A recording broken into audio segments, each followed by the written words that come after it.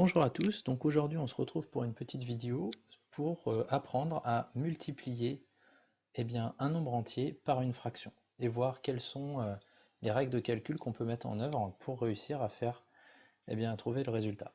Donc je vous propose qu'on s'intéresse plutôt qu'à la partie du cours qui est sur la gauche où on a 24 multiplié par 5 huitièmes qui est déjà un calcul compliqué. On va commencer sur un exemple plus simple, c'est-à-dire sur l'exemple 6 multiplié par 2 tiers. Alors je vous ai fait des gâteaux sur le côté, donc vous en avez 6. Et puis sur chaque gâteau, j'ai colorié 2 parts sur 3, ce qui veut dire qu'un seul gâteau représente bien, mes 2 tiers. Jusque là je pense que j'ai perdu personne. Donc ensuite mon idée ça va être de passer à une autre écriture. Donc en gros on va passer de l'écriture qui se trouve ici à l'écriture qui est ici, mais avec mon 6 fois 2 tiers. Alors comment je vais faire? Alors ce que je remarque quand même, c'est qu'ici le 24 qui était ici, est passé au-dessus du trait de fraction. Alors comment je comprends ça? Là mon idée c'est de compter en fait combien j'ai de parts violettes. Donc combien j'ai de parts violettes? J'en ai 2 par gâteau et j'ai 6 gâteaux. Donc au final, j'en ai 6 fois 2, 6 fois 2 par violette, et c'est des tiers. Donc j'en ai 6 fois 2 tiers. Voilà comment on passe simplement de la première à la deuxième écriture. C'est assez naturel en fait, hein. Là il n'y a pas vraiment à se compliquer la vie, hein. C'est 6 fois 2 tiers, c'est 6 fois 2 tiers. Ça change pas grand chose. En revanche, la dernière partie est un petit peu plus compliquée, mais ça se fait bien quand même. Donc il faut qu'on arrive à l'écriture qui est ici. Alors pour arriver à l'écriture qui est ici, on va compter simplement par rangée. C'est-à-dire on va compter combien il y a de tiers sur cette rangée. J'en ai, donc je compte les parts violettes, hein, donc j'en ai 6.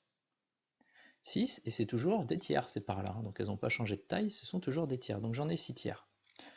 Et puis sur la deuxième rangée, j'en ai 6 aussi, et c'est toujours des tiers, donc 6 tiers aussi.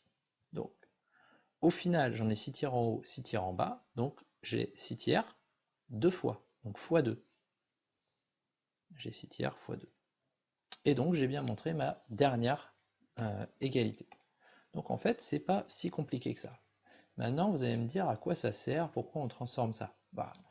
C'est pas trop compliqué de se dire les choses. En fait, mon premier calcul, c'est 6 fois 2 tiers.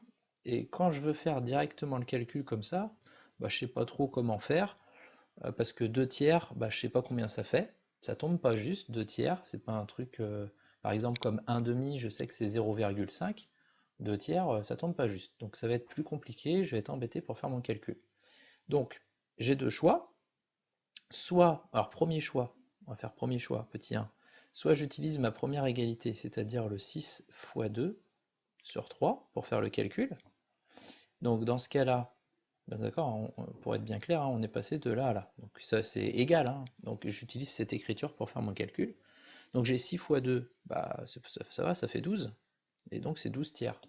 Et 12 tiers, qu'est-ce que c'est? 12 tiers, qu'est-ce que c'est? Je peux le voir, regardez même. Alors, je peux le calculer parce que c'est pas dur. Alors, il y en a peut-être qui vont voir tout de suite que ça fait 4, parce que 3 fois 4, 12. Mais on peut le voir aussi sur le dessin. Je vous montre comment. J'enlève 2 tiers ici. Je les rajoute ici et ici. J'enlève 2 tiers ici. Je les rajoute ici et ici. Au final, je vois bien que j'ai 4 gâteaux, 4 unités.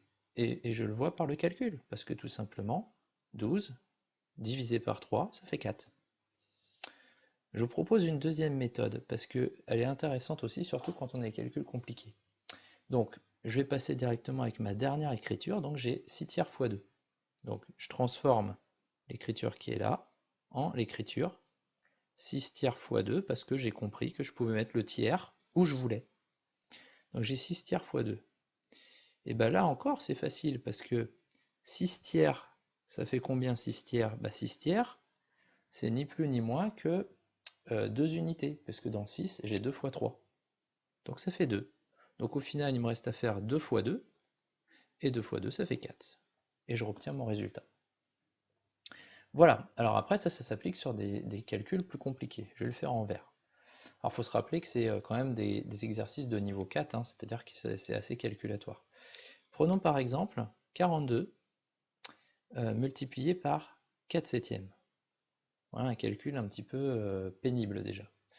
Alors pour le faire, alors on peut lui donner un nom devant, Très souvent on fait ça d'ailleurs, on met b égale, et puis on lance le calcul comme ça. Et on réécrit b égale à la ligne suivante. Donc 4 septièmes, ça tombe pas juste, je sais pas trop combien ça fait, et puis j'ai 42 devant. Bah, et puis bon, voilà, donc je vais transformer mon écriture, et le 7 qui est au dénominateur, eh bien je vais le faire passer sous le 42. Plutôt que de faire des 4 septièmes, je vais faire des 42 septièmes. Donc je fais 42 septièmes, et du coup fois 4. Alors pourquoi je fais ça?